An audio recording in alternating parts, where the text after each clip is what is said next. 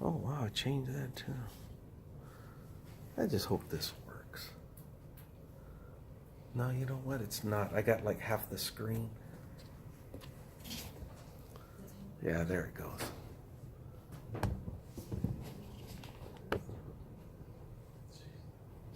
Okay, that should do it.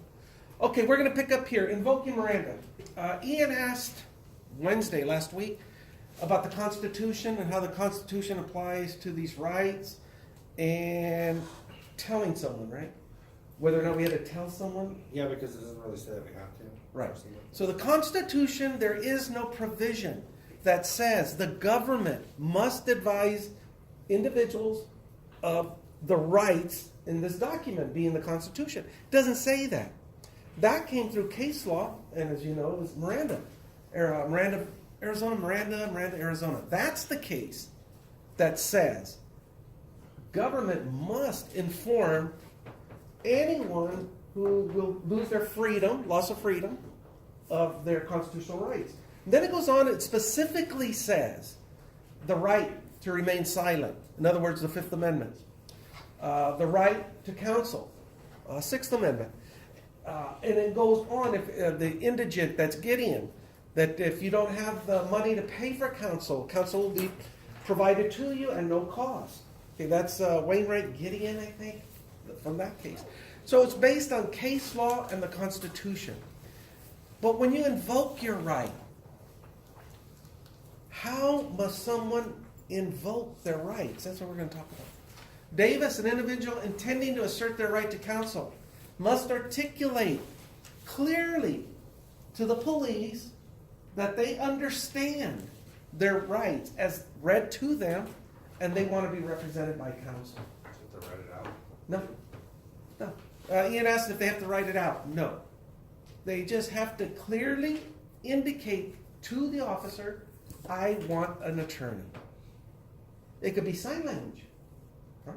But if the officer understands sign, that's clear enough. What if they don't speak the language? I'm the arresting officer. I pulled Stewart over. Huh? Call in a translator. There you go. Get a family member or a friend. Someone that can communicate with this person so they understand. Now that meets the requirement. So there's nothing that says specifically this is how it's supposed to be done. Okay? Suspects invoking the right to remain silent must do so in a clear, unambiguous fashion. In other words, I'm asking, do you understand these rights as I read them to you?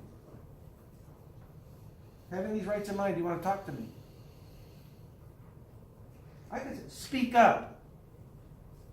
I need to hear you. Tell me you understand. You're going to get these people are going to be very uncooperative. They're going to tell you where you can stick it most of the time. You got to expect that. But you have to make sure that in your mind, you believe this person understood their rights. Because you may have to testify to this later. How did you read their rights, officer? Well, using my department issued, I read their rights as, that's about as dumbing it down as can be. But the agencies prefer that officers do that so there's no mistake down the road. Using my departmental issue, Miranda card, I read to them, sir, right here. And then you just start to read the rights. You have the right to remain silent. Anything you say, and then the judge will say, you know what, that does meet the requirement. So what happened next? The suspect refused to make a statement, but he did nod his head forward and back, indicating he understood his rights. Any questions? No. That's a universal, right? If somebody asks you, you're doing it right now. If somebody asks you a question, and you sit there and go, that's universal. Everybody in the planet knows that means acknowledge, yes, I understand. Or yes, I want some more cookies. Whatever the heck. The question is, yes. No. It can't be more clear. Yeah. So if they give you the card because people are getting it wrong or something? They give you the card because CHP officers can't remember the Miranda rights. That's where it came from. No, I don't know. I just like picking on CHP. Officers are not the brightest individuals sometimes. And they do forget. If they get it wrong, does that mess up? Depends. It just depends. You're the officer on the stand, and I ask you, how did you inform this person of his rights? And you say, well, I just told him. Okay, what did you tell him? Well, I told him what his rights were. Okay, then exactly. Well, can you please tell the court? Did you say that from memory? Well, yeah. Please tell the court what are the rights. Without fail, you're going to, And once you start with that, the jury's seeing this. And even if you get it right, they say, well, he sure struggled with that. There's that little bit of a doubt, as opposed to taking out your card. I read it from this here departmental issue agency card. You have the right. There's no doubt. Right? Okay, so that just eliminates the possibility of an error. Even if you read them right, but that shadow of a doubt, that jury no longer has that to hang on to. Okay. Any questions on this? Okay, there's more to this, guys. Reading the rights, invoking the rights, waiving, every one of these, because then we're going to get to the acknowledgement. Okay, they also got to acknowledge, and we'll talk about that in a minute. Okay, so waiving Miranda. The government is required to meet a heavy burden, demonstrating that the suspect, and there's the word you need to know, voluntarily, knowingly, and intelligently waived his rights. Those three words, if you ever sit in a trial during the sentencing phase, you're going to hear those words over and over till it gets old. So noted for the court, the defendant voluntarily, knowingly, and intelligently waived his right to a trial and wishes to proceed. Can anyone send those things? Yeah, it's open to the public. Yeah. The defendant knowingly, voluntarily, intelligently entered a plea. The defendant knowingly, intelligently, and just over and over. Because it's court. It's from the court case. They have to say that. Okay, Morin versus Burbine. It has to be voluntary, not under duress. It has to be knowing and intelligently. If the person, and you do find them every once in a while, they're ignorant. They could be a full-grown person with an IQ of a doorknob. Okay, they do not possess the ability to understand what's going on. And that's what the court wants to ensure, that these people do understand the process. And again, based on the totality of the circumstance. That's a biggie. You're going to find some people, for whatever reasons, aren't able to knowingly, intelligently, or voluntarily acknowledge anything. I had an inmate, can't think of his name, but everybody used to pick on him on the yard. Little black guy, about this big. He was deaf, he was mute, and he was ignorant.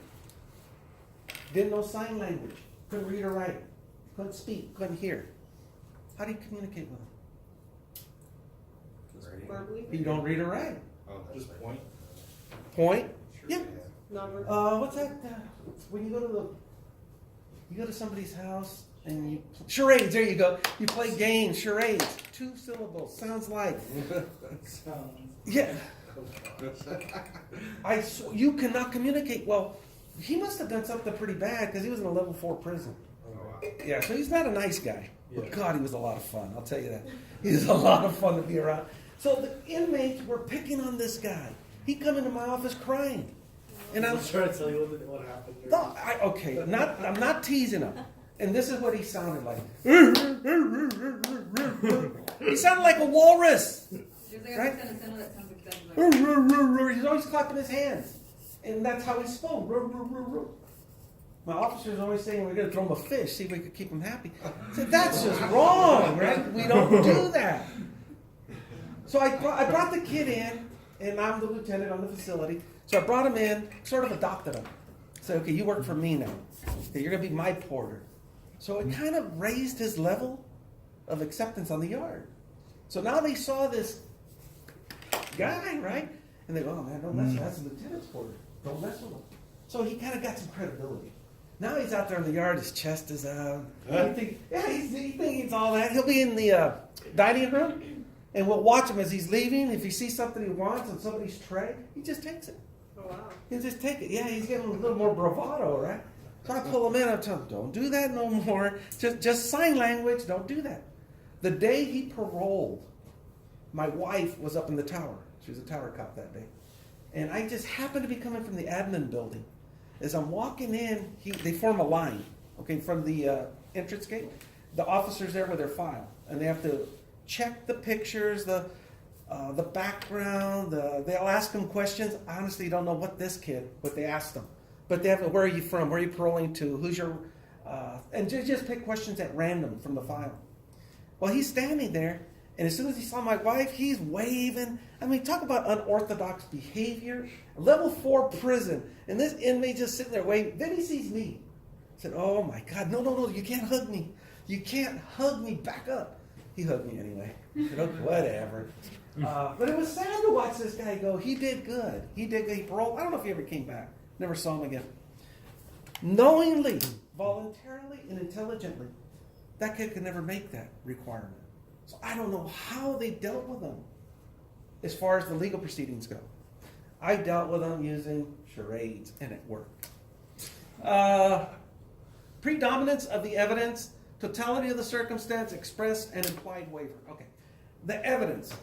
If the evidence is so dominant, I don't care what this guy's got to say. I busted him. He's in possession. It's his vehicle registered to him. Next to him in the armrest is a pound of cocaine. He's got priors. He was speeding when I pulled him over. He was under the influence. There's so much. I don't care. I'm just going to take him in and worry about him later. I got plenty of evidence. Based on the totality of the circumstance, will determine when and if I'm going to read him his Miranda rights. What if he's unconscious? He was in a fight. Or he burglarized a store and got the crap beat out of him. Now he's laying unconscious and the storekeeper's taking pictures with his foot on his chest. Good for you, right? Listen up! You got the right to remain silent. Come on, you're going to wait, right? Cuff him up? We'll take him later. Express and implied. You want to stay away from the implied. It's got to be expressly related to you, that I understand the rights as you've read them to me. I want to waive those rights. Okay. I want to make a statement. Somebody asked over here. When that happens, we have a form that they have to sign, indicating that they understand the rights as they've been read. And by signing, they indicate they're waiving those rights. Right below it, they can invoke their rights at any time. So during the line of questioning, if they want to remain silent, they can choose to. Then they just sign the form and say, nope, I don't want to talk. And that's okay. We don't care. Questions about this stuff? No? We're good? And there it is. There's your Miranda rights. This is a copy of the card used to read. And this is just one version, one agency. They vary. But as long as the message is the same, we're okay. And on the right side is the actual form that is used when you advise someone of their rights. Because it has little boxes down there for you to sign off when they wish to invoke their rights again. Then they could revoke, they could invoke, they could revoke, and it goes back and forth. Some of them like to play games with you. The waiver at the bottom. Do you understand each of these rights? I've explained to you. Having these rights in mind, do you wish to speak to us now? Yeah, I understand. And yes, I want to make a statement. And you're thinking, oh, good. He's going to confess. You get him to sign the forms. What do you think he's going to say? F you. Not quite. What do you say? Not quite. Not quite. No, usually they're going to say, I didn't do it. It wasn't me. I'm wasting my time for this. Yeah. Just remain silent, and I know it was you. You're sitting right there in a pool of blood. Of course it was you. This is just one example. There's so many out there. Questions on this? Question first, learn later. Don't do that. Let's see. The unlawful character of a suspect's first voluntary confession does not automatically taint the voluntary confession. Adrenaline does crazy things. Okay. So if you arrive at a scene, you take someone into custody and they start rambling on. I had to do it. I had to do it. She kept raising my rent. I didn't have the money to pay her. She was being unreasonable. She's mean. She deserved to die. He just volunteered all that information. Can you use it? No. Yes. No and yes. Good. So we got a debate. No and yes. Why not? Well, like you said, adrenaline and then I don't know, maybe the rights weren't ready yet, or No, yeah, we just got there. Hang on, let's go here. What do You you can got? use it because you haven't asked them questions about the case or what happened. So we can use it because we never asked him anything, right? Yeah, about the case. He voluntarily told you what he did and why he did it Yeah. Pretty by much. himself, so you didn't have to Mirandize him. No. It's like the other example when you said the guy, you were like, "Oh, what did you do, man?" Yeah. What'd you do that for? No. Yeah. They call it voluntary utterance. Okay, and the reason I mentioned adrenaline, because a lot of things, they're just so pumped up. But So what should you do then as the officer? This guy's going on and on and on and on. Take control of the situation first. Take control. Mirandize in. It doesn't hurt your mind either. Doesn't hurt. I'd argue that it does hurt. I would just start writing everything down. Don't ask any questions. He's doing fine, right? Just write everything down. Turn on the recorder. Yeah. Just let him ramble on. No, do it. Just let him keep going and going. Just You like this behind the camera? yeah, notes is usually pretty good. But remember, just have a good memory of what the heck he's saying. Because then you can write your notes afterwards. If you're writing in front of him, you might understand, oh boy, I better shut up. You can't record them, right? Because then you would have to inform them later. Yeah, technicality, but yeah, you're probably right. I've never been down that road, but probably. No, so just listen to what he's saying. You haven't asked him a question. This person just on and on and on. Okay. Okay, I got you. Anything else? Don't say that either. Because the minute you see, you just asked him a question. And I said, well, now that you've finished, let me read you your rights. Let's put this on the record. I'm like, damn. Yeah, that's usually what comes. Damn, what did I just do? But then you can take all that into account. Sure you which can. is what, like you were talking about, I don't know if it was this class or last class, Yeah. when he explained why he did it. Absolutely. Yeah, absolutely. That goes under the confessions. Yes, there's no reason why you cannot use voluntarily information voluntarily given to you. Yeah. so even though it's just whatever, Mm-hmm. he doesn't have to write it down later, right? Or No, you write it down when you get a chance. well, you do, but I mean, he doesn't have to confirm it. No, not at all. But you could use it if you're going to be the one interviewing him later. Put it on the record. Well, when we first met, kind of dumb it down a little bit, make it nice. When we first met, you mentioned a few things. Let's go over that. You said that the reason you killed her was because she kept raising your rent. Is that true? I want a lawyer. Sure, you can have a lawyer. Let's get one in here. They're going to complicate things and see if you can get them to waive the attorney. Sometimes they do, sometimes they don't. Okay, but first voluntary confession does not automatically taint a voluntary confession. Often it just adds to it, solidifies. Suspect who has once responded to an unwarned yet uncoercive questioning is not thereby disabled from waiving his rights confessing after he's been given the requisite Miranda. So he went on, he rambled and said whatever he was going to say. You take him back, put him in a tank, question him. Mirandize him first. Yeah. Mirandize him, question him. And you could use what he told you as a line of questioning. But you said these things. Put it on the record. The Miranda warning cured the taint of the initial confession. It can. You might say, no, I never said that. I didn't know what I was saying. I was under duress. Once they get an attorney, you're going to hear them say all kinds of different things. So you tell them that they don't need one. Not really. Actually, this doesn't matter if they're there. Remember, the attorney's just there to counsel the suspect, not direct the investigation. They can't even interfere with the line of questioning. Warning a suspect that a suspect's first confession was inadmissible is neither practical or it doesn't violate their constitutional rights. You don't need to do that. Okay, question first, warn later. Let's get back. Intentionally question someone. Sort of like the press does, off the record. I've known you for a long time. I did it. I won't use it against you. It's okay. And then come back later and say, no, let's put it on the record. Well, remember when we were talking, you said these things? It's not cool to do that. It's not illegal, but it's not cool. Most agencies will tell you stay away from this, and I can't wait for the author to revise these texts and get rid of that. You're walking a very thin line, just like this one right here. And it's hard to balance yourself. Don't want to cross it. Waiver.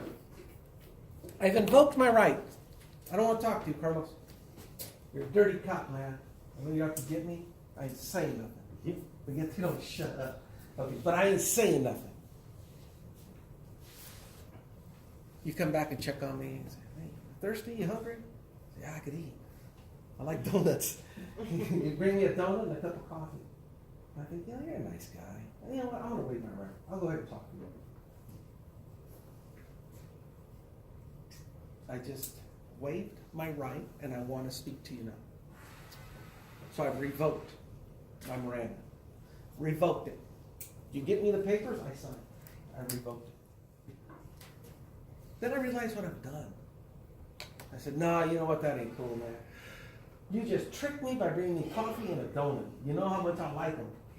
So I'm invoking. Remember I told you you could invoke and revoke back and forth? Yeah. That's all they're saying. The critical consideration is whether the police requested the suspect's right to cut off questioning. Once and this is pretty much what they're saying. I don't know if, okay, we're going to interrogate. I'm the suspect. Carlos is the cop. He's questioning me. I don't like the line of questioning because I think they got me. I can just say, nope, I'm done. That's all it takes. I don't want to talk to you no more. As an officer, you should clarify. So are you invoking your Miranda rights and you wish to remain silent? Yeah, that's what I'm doing. Okay, here you go. Sign this paper. Make it clear. Make it knowledgeable. Exactly. He voluntarily, knowingly gave up his right.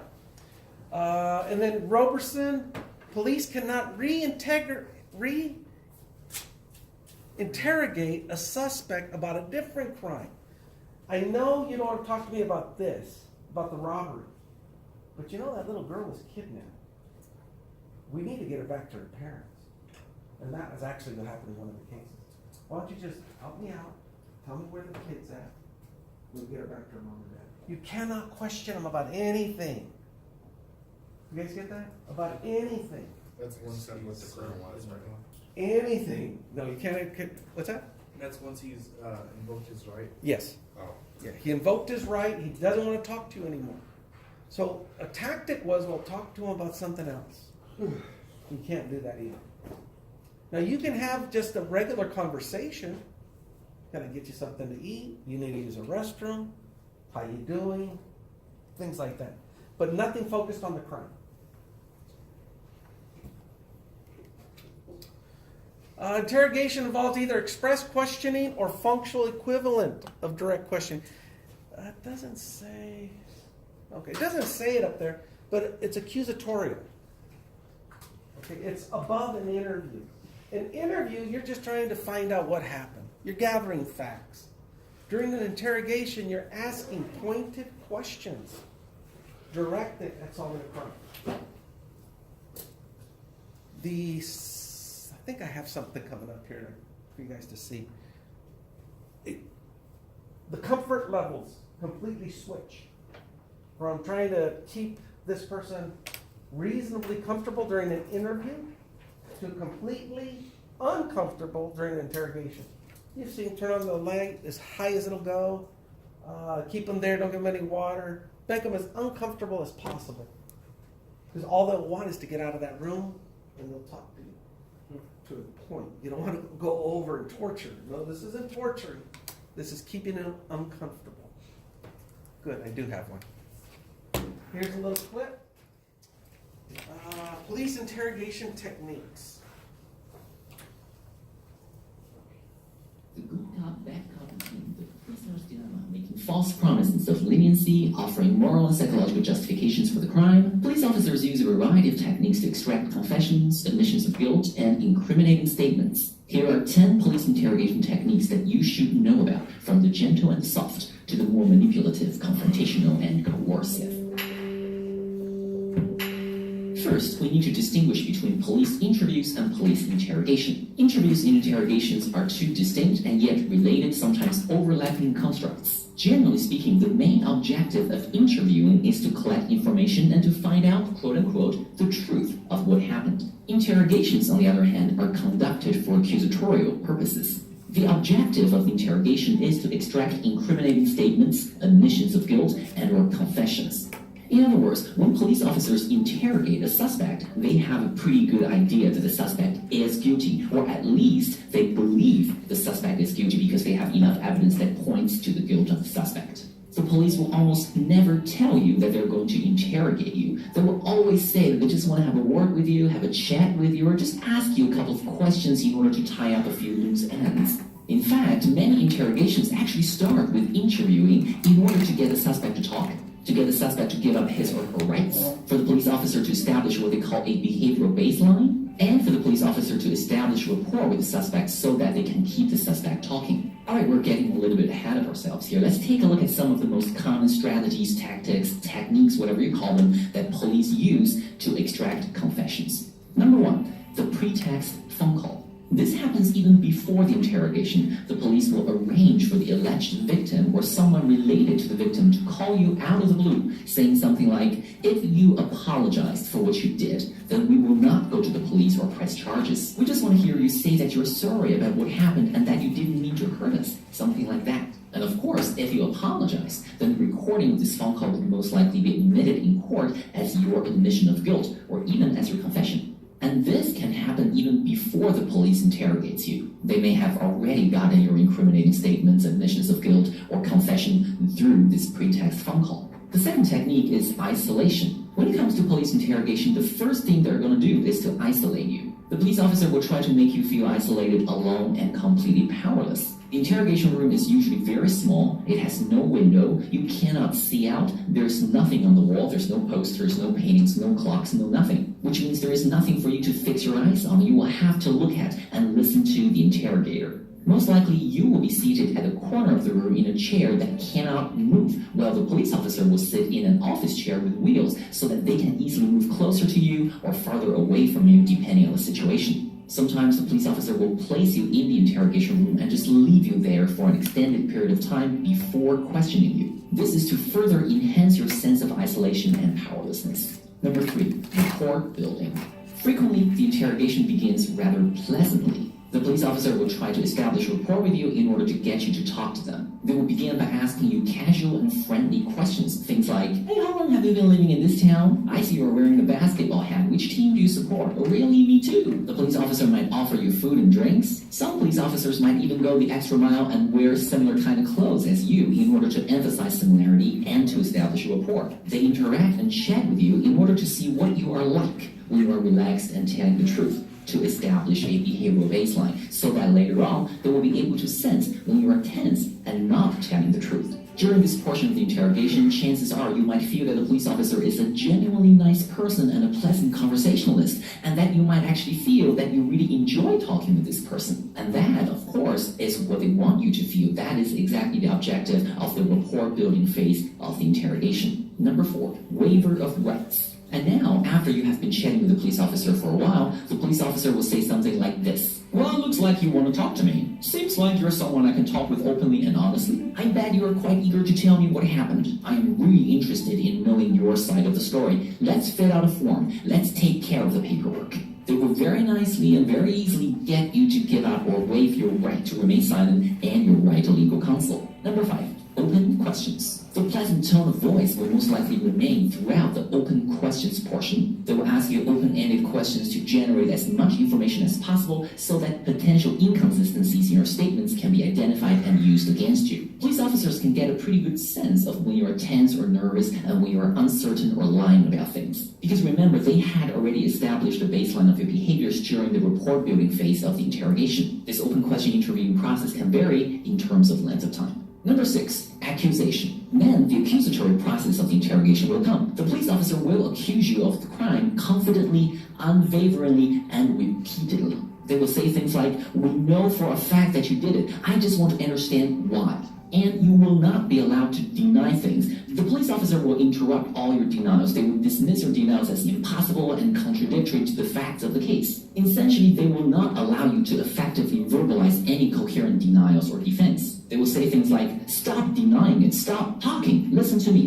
me now. I will give you the opportunity to talk in just a moment, but right now, it is very important that you listen to me carefully." Why do they say that? Why do they tell you that you have to listen to them? It is not because they have something terribly important to say. Rather, it is because the police interrogation technique indicates that the suspect should not have the opportunity to verbalize denials. Next, false evidence ploy. The police officer will confront you with evidence against you, sometimes real evidence, sometimes fabricated evidence known as a false evidence ploy. They will say that they have your fingerprints, or they've got your DNA, or they have eyewitness testimonies, or they have surveillance tapes, they have audio recordings. They can say anything. In fact, it is very likely that the police officer who is interrogating you has a big folder in front of them with your name on it, making you think that they have all kinds of evidence and papers on you.